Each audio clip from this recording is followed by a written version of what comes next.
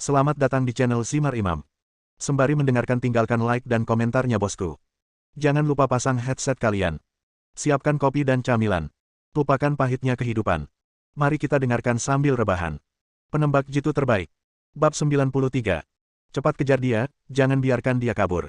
Smith tidak menyerah untuk melacak Rosa. Bang! Dengan tembakan kedua, Interpol lainnya jatuh ke dalam genangan darah. Temukan dia. 500 meter jauhnya, pria itu bersembunyi di balik pohon. Teriak Lian. Di dalam hutan, terkadang Anda bahkan tidak bisa melihat sejauh 20 meter. Untuk melihat suatu tempat dalam jarak 500 meter membutuhkan keberuntungan dan peralatan berteknologi tinggi. Tanpa bantuan teropong pembesaran tinggi, mustahil Ang Li menemukan targetnya. Bang! Hampir pada saat yang sama ketika Lian melaporkan lokasi target, Zhou Yutong menarik pelatuknya. Tembakannya meleset, dan peluru mengenai pohon. Penembak jitu musuh dengan cepat menyusut di balik pohon dan menghilang dari kamera. Lian merasa sedikit kasihan, tapi tidak menyalahkan Zhou Yutong karena menembak dengan tergesa-gesa. Dilihat dari situasi saat itu, jika Zhou Yutong tidak menembak, orang ketiga akan mati di bawah senjata pihak lain. Ang Li memutar pistolnya, mengarahkannya ke Rosa yang berlari, lalu menarik pelatuknya. Ah!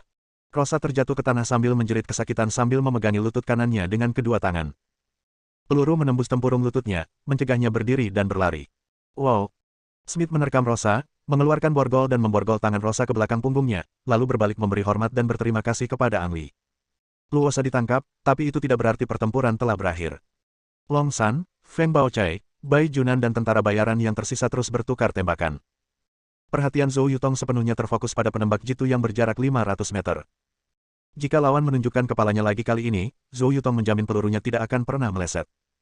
Sayangnya, lawannya meringkuk di balik pohon dan tidak pernah keluar lagi. Apakah kamu melarikan diri? Tidak. Lian sangat yakin bahwa penembak jitu musuh masih bersembunyi di sana, dan pihak lain memberikan tekanan yang kuat padanya. Anda harus menemukan cara untuk mengeluarkannya. Hanya ini yang bisa kami lakukan. Lian mengertakkan gigi dan bergegas keluar. Ketika Zhou Yutong mendengar suara itu, alisnya menegang, tetapi matanya tidak bergerak sama sekali, dan dia siap menembak kapan saja. Ang Li mula-mula bergegas menuju polisi Interpol yang terjatuh, mengambil senapan otomatis dan 2 magasin cadangan dari pihak lain, lalu bergegas dalam garis lurus menuju tempat persembunyian penembak jitu musuh. Bang! Mungkin merasakan bahaya mendekat, penembak jitu musuh menarik pelatuknya melalui pohon. Kekuatan penghancur yang kuat dari peluru 12,7 mm menembus tubuh pohon lebih dari 30 cm di belakang, dan ditembakkan ke arah Lian dengan kekuatan yang tidak berkurang. Kicauan! Peluru itu terbang melewati Lian dan membenamkan dirinya ke dalam tanah. Ang Li agak beruntung dengan tembakan ini, atau penembak jitu musuh tidak terlalu beruntung. Tembakan buta, miliknya tidak melukai Ang Li. Namun, setelah peluru menembus pohon, hal itu menciptakan tempat pengamatan bagi penembak jitu musuh, memungkinkan dia bersembunyi di balik pohon dan mengamati situasi di sisi lain. Bang! Zhou Yutong menarik pelatuknya, mengarahkan ke pelabuhan observasi, ini untuk memberikan jaminan keamanan bagi Lian. Peluru tersebut berhasil mengenai tempat pengamatan, namun tidak melukai penembak jitu musuh yang bersembunyi di belakang. Lian juga tidak diam, memegang pistol dan menembak ke arah berlawanan sambil berlari. Kemungkinan mengenai sasaran dengan tembakan semacam ini sangat kecil. Semua peluru mengenai badan pohon dan kedua sisinya, namun dapat memberikan tekanan pada penembak jitu musuh. Setelah 1 magasin kosong dari peluru, Ang Li segera mengganti magasinnya dan melanjutkan penembakan, lalu magasin lainnya. Ketika semua peluru di ketiga magasin habis, Ang Li berada kurang dari 200 meter dari penembak jitu musuh. Huhu! Menyesuaikan pernapasannya, dia membuang senapan otomatisnya dan beralih ke senapan sniper. Bang! Penembak jitu musuh menarik pelatuknya lagi. Semakin dekat Lian dengannya, semakin besar ancaman yang dirasakan penembak jitu musuh, tapi dia tidak bisa melihat Lian, jadi dia melepaskan tembakan percobaan dengan gegabah. Peluru itu terbang melewati telinga Lian.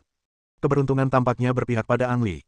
Zhou Yutong kehabisan peluru di magasinnya dan segera melepas magasin tersebut dan menggantinya dengan yang baru. Di sini, Ang Li telah mengatur nafasnya, mengunci pohon besar tempat penembak jitu musuh bersembunyi melalui teropong, dan menurunkan moncong senjatanya untuk membidik pelabuhan observasi di pohon tersebut. Jarak sedekat itu memberi Lian peluang lebih baik daripada Zhou Yutong. Bang! Setelah mengunci sasaran, Ang Li menarik pelatuknya tanpa ragu-ragu. Kapan? Peluru melewati pelabuhan observasi, dan mengeluarkan suara benturan logam. Apakah itu mengenai? Ang Li tidak yakin. Mungkin pelurunya hanya menyerempet helm lawan, atau mungkin pelurunya mengenai moncong musuh. Lagi pula, pelabuhan observasi itu secara langsung disebabkan oleh peluru yang berterbangan dari moncong senjatanya. Bang! Bang! 2 ledakan datang dari kedua sisi pohon, dan asap mengepul dan mengembun. Hanya dalam beberapa detik, tidak ada yang terlihat dalam jarak 10 meter dari pohon. Dia ingin melarikan diri, teriak Zhou Yutong melalui komunikator. Lian tidak impulsif. Asap menghalangi pandangan, sehingga musuh mungkin masih bersembunyi di sana, dan dia akan terbunuh jika dia berdiri dan menunjukkan kepalanya. Fakta membuktikan pilihan Ang Li tepat. Saat asap berangsur-angsur menghilang, suara gerakan kecil terdengar dari sisi lain. Penembak jitu musuh telah bersembunyi di sana dan tidak bergerak, dan baru sekarang dia mulai benar-benar mundur. Kita tidak bisa membiarkan dia pergi. Lian berteriak dalam hatinya. Di sini, duel antara Long San dan tentara bayaran telah menentukan pemenangnya. Tepatnya, Zhou Yutong membantunya membunuh 2 orang, mengakhiri pertempuran di sini sepenuhnya. Jaraknya terlalu jauh, dan ancaman Zhou Yutong terhadap musuh sangat terbatas. Setelah menembak tentara bayaran tersebut, dia segera bergegas mencari senapan mesin, memutar senjatanya dan menembak sejauh 500 meter, menimbulkan ancaman bagi musuh dan menekan. Daya tembak. Lian, jangan biarkan dia kabur. Teriak Zhou Yutong. Ya. Lian bergegas maju. Di saat yang sama, Long San, Feng Baochai, dan Bai Junan juga bergegas mendekat. Ketiganya menjaga jarak satu sama lain dan membuat suara sebanyak mungkin untuk mengalihkan perhatian penembak jitu musuh. Ketika asap hampir hilang, Ang Li bergegas ke pohon dengan pelabuhan observasi, melihat senapan sniper baret M82Al12,7 mm yang ditinggalkan. Senapan sniper mengkonfirmasi identitas lawan. Selain senapan sniper, Lian melihat noda darah di badan senjata dan tanah, serta beberapa limbah medis. Targetnya terluka. Lian menyadari bahwa tembakan yang baru saja dia lakukan mempunyai efek, namun sayangnya dia tidak dapat membunuhnya dengan satu tembakan. Setelah jeda singkat, Lian melewati pohon besar itu dan terus mengejar. Sedangkan untuk senapan sniper baret M82Al12,7 mm, Ang Li tidak menyentuhnya sama sekali. Ini merupakan tanda kehati-hatian, dan kehati-hatian Ang Li kemudian terbukti benar. Ketika Interpol sedang membersihkan medan perang, Interpol menemukan bahwa dia telah mengambil senapan sniper, dan terbunuh oleh ranjau darat di bawahnya. Bab 94. Setelah mengikuti noda darah dan suara sejauh 100 meter, semuanya tiba-tiba menjadi sunyi. Perasaan krisis yang kuat menyelimutiku. Perasaan ini sangat aneh dan tidak dapat dijelaskan. Ini adalah kemampuan bawaan, agak mirip dengan indera keenam wanita. Lian tiba-tiba menurunkan tubuhnya dan berguling ke belakang akar pohon kurus. Hampir pada saat Lian menurunkan tubuhnya, suara tembakan terdengar dari sisi berlawanan, dan peluru menyerempet kepala Lian. Meski 1/10 detik kemudian, Lian akan tertembak di kepala oleh lawannya. Sekarang Lian aman untuk saat ini, dia memandang segala sesuatu di depannya seperti seorang pemburu. Dia tidak bisa melihat penembak jitu musuh dan yakin musuh juga tidak bisa melihatnya. Tak satu pun dari mereka bergerak, karena siapapun yang bergerak lebih dulu mungkin akan terkena senjata lawannya. Segera, Lian mendengar gerakan dari belakang, dan menyadari bahwa itu adalah Long San dan yang lainnya yang mengejarnya. Dia dengan cepat berteriak melalui komunikator, "Jangan datang, orang itu ada di depan." Suara-suara di belakang mereka berhenti, dan Long San serta yang lainnya menemukan tempat untuk bersembunyi. Setelah beberapa detik hening, Feng Baochai bertanya, "Di mana dia?" "Saya tidak tahu. Saya jamin dia ada tepat di depan saya dan jaraknya tidak lebih dari 50 meter. 50 meter. Long San dan yang lainnya berjarak kurang dari 50 meter dari Lian, yang berarti musuh dan kami berkurang hingga dalam jarak 100 meter. Ini adalah jarak yang sangat berbahaya, dan siapapun yang terekspos terlebih dahulu akan mati." Zhou Yutong baru datang kemudian. Setelah mengklarifikasi situasinya, dia bertanya, "Apakah Anda punya rencana?" Lian tidak punya rencana khusus, yang bisa dia lakukan hanyalah menunggu musuh terkena senjatanya. Bersaing untuk mendapatkan kesabaran juga merupakan keterampilan penting untuk membedakan penembak jitu dari penembak jitu yang lebih rendah. Semakin rendah kesabaran pasien, semakin besar kemungkinan kelemahan musuh akan terungkap dan mereka akan mati di bawah senjata pihak lain. Saya menyarankan agar Anda tidak melakukan apapun dan menghabiskan waktu bersama pria itu. Bai Junan berkata dan memberikan penjelasan, "Saya telah mengamati noda darah yang tertinggal di sepanjang jalan, dan pria itu terluka parah. Dia akan muncul gejala pusing, dan setelah 1 jam dia akan syok karena kehilangan banyak darah, dan paling lama 2 jam dia akan mati karena kehilangan darah." Pada penjelasan berikut ini, Bai Junan sengaja meninggikan suaranya agar musuh dapat mendengarnya. Terlepas dari apakah yang dia katakan itu benar atau salah, itu merupakan pukulan berat bagi psikologi musuh. Biarkan musuh berpikir bahwa mereka tidak punya banyak waktu dan menjadi bingung, mereka akan kehilangan kesabaran dan menunjukkan kelemahannya. Ada total 5 orang di pihak Lian, dan mereka agak dicurigai menindas beberapa orang tersebut.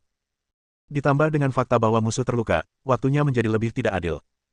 Namun inilah kenyataan kejam di medan perang. Jika Anda ingin bertahan hidup, jika Anda ingin memenangkan pertempuran ini, Anda harus menggunakan segala cara yang ada, termasuk rencana pertempuran yang mungkin tampak tidak adil. Trik ini benar-benar berhasil. Terdengar sedikit suara dari seberang. Musuh memahami perkataan Bai Junan dan panik. Sekarang dia bertarung sendirian, dan semakin lama waktu berlalu, hal itu akan semakin merugikannya. Belum lagi luka di tubuhnya secara bertahap akan membunuhnya, lebih banyak polisi Interpol akan segera datang, dan harapan untuk bertahan hidup akan semakin kecil. Bang! Terjadi ledakan, dan asap dengan cepat membubung. Keluarnya asap lagi. Kali ini tidak akan semudah itu. Tempat di mana asap membubung merupakan tempat persembunyian musuh Long San dan yang lainnya segera menarik pelatutnya untuk membersihkan area tersebut dengan senjata. Jangan tembak, tujuannya adalah untuk mengungkap posisimu. Lian berteriak dengan suara rendah, tapi itu sudah terlambat. Penembak jitu musuh menentukan posisi Long San dan lainnya, lalu melihat beberapa benda hitam terbang keluar dari asap. Hati-hati terhadap bom, teriak Ang Li. Faktanya, penembak jitu musuh tidak mungkin melemparkan granat secara akurat ke lokasi semua orang, juga tidak dapat melemparkannya sejauh ini. Tujuannya hanya untuk mengganggu pihak Lian dan memberi dirinya waktu untuk melarikan diri. Boom, boom, boom. Saat serangkaian ledakan terdengar, suara panik terdengar dari sisi berlawanan. Lian terbaring di sana masih tidak dapat melihat lawannya, dan dengan asap menghalanginya, dia hanya bisa melompat dan berlari beberapa meter ke kanan. Melalui asap, sesosok tubuh muncul di pandangan Lian. Gerakan Lian dalam memegang pistol dan menembak semuanya dilakukan sekaligus, bahkan menghemat waktu dalam membidik. Bang! Targetnya jatuh. Ang Li yakin dia mengenai sasaran, dan pelurunya mengenai punggung lawan. Penembak jitu diberi makan peluru, sedangkan Ang Li adalah penembak jitu, dan waktunya sebagai prajurit singkat. Tidak ada waktu dan peluru untuk memberinya naluri fisik untuk mencapai sasaran tanpa membidik. Alasan kenapa ia mampu mencapai target tersebut adalah karena sedikit keberuntungan, dan tentunya tidak lepas dari bakat luar biasa dan kualitas militer Ang Li yang luar biasa.